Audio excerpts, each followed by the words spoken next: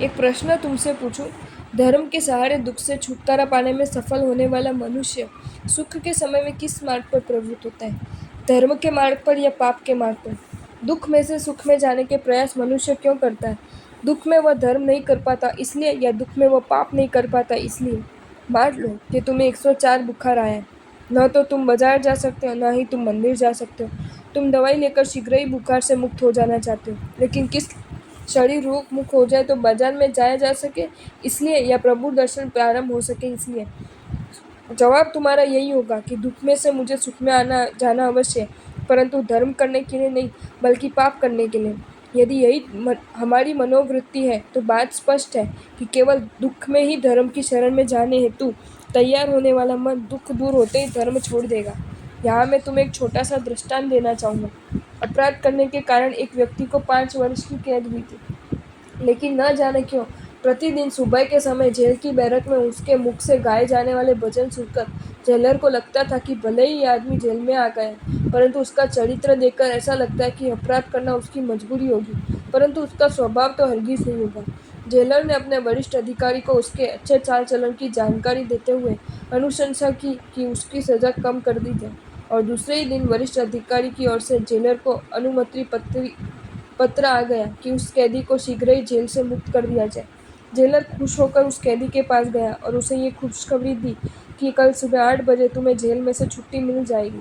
वह कैदी तो ये सुनकर खुशी से नाच उठा, लेकिन दूसरे दिन सुबह जेलर को भारी आश्चर्य हुआ। नित्य क्रम अनुसार कैदी के मुख से सुनाई देने वाले भजन उसे नहीं सुनाई दिए। वह बैरक में पहुंचा, देखा तो कैदी खर्राटे भरकर सो रहा था। उसने कैदी को जगाया। कैदी की नज़र जेलर पर पड़ी और वह खड़ा हो गया। जेलर ने उस कैदी से पूछा, अभी तक तुम सो रहे हो? हाँ, भजन नहीं गाने। लेकिन क्यों? मैं जिस मकसद से भजन गाता था वह मकसद ही जब पूर्ण हो गया, तब मुझे भजन गाने की क्या आवश्यकता है? मतलब ये कि जेल में से जल्दी छूटने के लिए ही तो मैं भजन गाता था। कल आपने मुझे शुभ समाचार जब दे ही दिए कि अब मुझे जेल से छुट्टी मिल गई है, तो भजन गाने की क्या आवश्यकता है? कितने समय बाद तो मैं रात को शांति से सो पाया।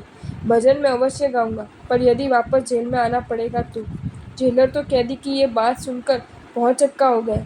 हाँ, दुख में ही धर्म, ये मनोवृत्ति ऐसे ही करवाती है। मर्ज रवाना होते ही मरीज जिस तरह डॉक्टर दवाई पथ्य सेवन अपथ्य त्याग आदि को राम राम कर देता है, उसी तरह केवल दुखमयी धर्म और मुड़ने वाली आत्मा दुख के रवाना होते ही परमात्मा, गुरुदेव, धर्माराधना, धर्मस्थान आदि को राम राम कर देती है। ऐसी आत्माओं को धर्म प्रेमी या धर्मानुरागी कैसे कहा जा सकता है? अलबत्ता दुख के कारण धर्म की ओर मुड़ गई आत्मा धर्म की दुख दूर करने की शक्ति का अनुभव करने के पश्चात सुख के समय में ही भी धर्म में प्रवृत्त रहे, ये संभावना कम तो नहीं है। परंतु जो आत्मा मर्ज में ही डॉक्टर की तरह दुख में ही धर्म, इस मनोवृत्ति का शिकार बन चुकी है, वह आत्मा धर्म अवश्य कर सकती है पर धर्मी कभी नहीं बन सकती।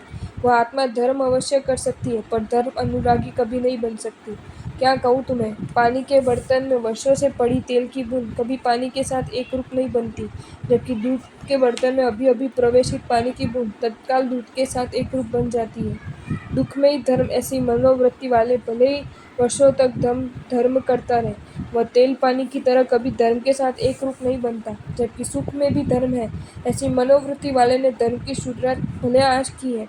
दूध पानी की तरह धर्म के साथ एक रूप बनने जाने में उसे एक पल का भी समय नहीं लगता। नमन, पूछ लेना अपने मन से, उसे किसमें रुचि है, तेल पानी जैसा बनने में या दूध पानी जैसा बनने में? आपको ये वीडियो अच्छा लगा हो तो इसे लाइक करें और शेयर करें, और ऐसे ही नए नए वीडियोज देखने के लिए सब्सक्राइब करें हमारी channel Jain facts and stories को।